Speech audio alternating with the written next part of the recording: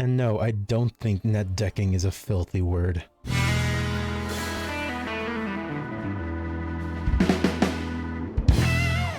Greetings and salutations everyone, this is No Code Gaming back with another Master Duel video. In this video, we will be going over the decks, yes, plural, that I am planning to bring to the Rarity Festival. The first one is... Actually, before I start, thank you to Captain Bakura for providing a Google Sheet for the community. They list the most popular / most well-known NR decks. So if you are still undecided on what to bring in this event, look in the description below for the link to the Google Sheet. The first deck I'm planning to bring is True Draco. If you fought True Draco on ladder, you know that this deck is centered around making sure your opponent does not do anything. This is accomplished by Monarch's Erupt and Phantom Knight's Fogblade. Both prevent your opponent's monsters from activating any effects while that card / monster is on the field. Of course, we have our normal True Draco monsters. Unfortunately, Dynamite Knight is a super rare, so he's been replaced with Draylith III for this event. Majesty Maiden is a card that allows you to search out any of your other True Draco monsters.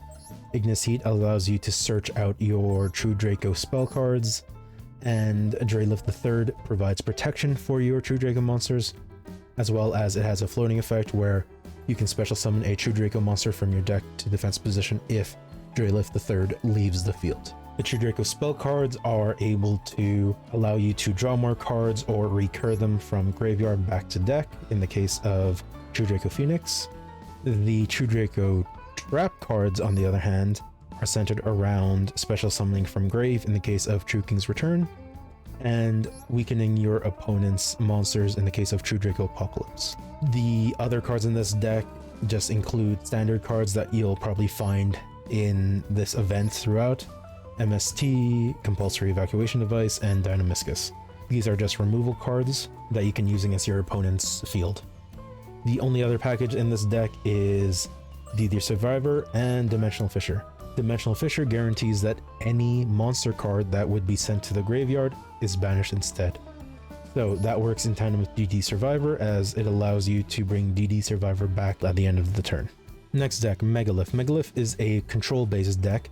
However, it differs from True Draco as Megalith is centered around card destruction, using Bethor as the crux of that. It can destroy cards on the field up to the number of ritual monsters in your GY with different names. However, Bethor is limited to 2, and the only other limited card in this deck is Megalith Fool. What Megalith Fool is able to do is it has a quick effect where it can ritual summon a ritual Megalith monster. All the other cards in this deck are centered around either supporting Megalith's ritual summoning, so we have Incantation, Senju and Manju, as well as more Megalith support in the form of Megalith Unformed, Megalith Emergence, and Megalith Portal. All the other cards in this deck are the standard ones. We have MST for back row removal, Book of Moon, and Forbidden Chalice for monster effect disruption. One card that I would like to actually highlight is Lord of Red, as it is actually somewhat of an Omni-Negate, which is rather potent. Your extra deck is actually filled with monsters for utility / more removal, as this event caters for more toolbox based extra decks rather than your extra deck being your finisher. Next deck, Metal F.A.oes. So it's a Metal Foes / FA deck. What this deck aims to do, it is a mid-range deck where you try to control the beginning, and then basically once your stronger monsters get on the field, finish off your opponent. The key cards in this deck are FA Hang-On Mech, as well as your level 7 Metal Foes cards, as you can actually overlay them together to try and get Odd Eyes Absolute Dragon. And then Absolute Dragon, if it leaves the field, can actually bring out Odd Eyes Vortex Dragon.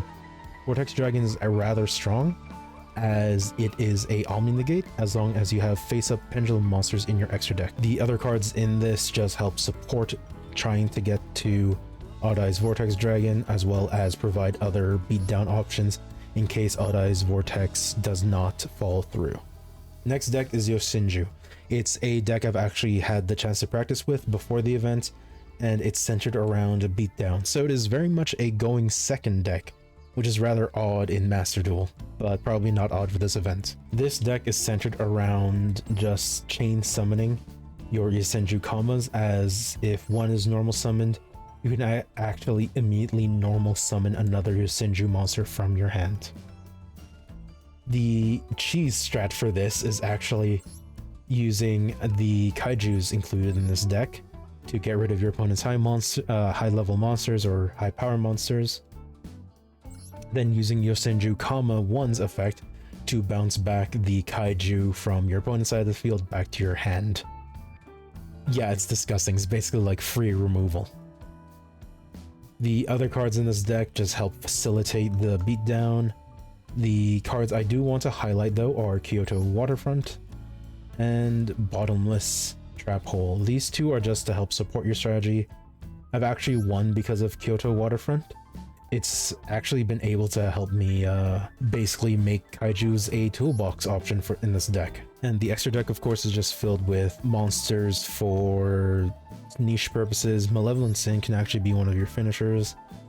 Crazy Box is a fun card to play with in this event. I've actually won a few games because of Crazy Box. Seven Sins is one heck of a finisher. And then Berserker of the Tenyi is also a pretty decent card, as it's just a 3000 beat stick, so it's able to trample over most cards. I've actually finished some games with Thunder King as well. So this deck is actually just an offensive deck. The only cards that are not based on offense is in case you run out of resources, you have cards like Battle Fader, Instruction Train Signal, and Speed Droid. These cards are just able to prevent your opponent from winning, or at least one-shotting you that turn. Last deck, Gadget Raiders. Now, what the Gadget Raider deck allows you to do is, first, with the gadgets, swarm the field with level 4s that you can turn into your rank 4 XC monsters.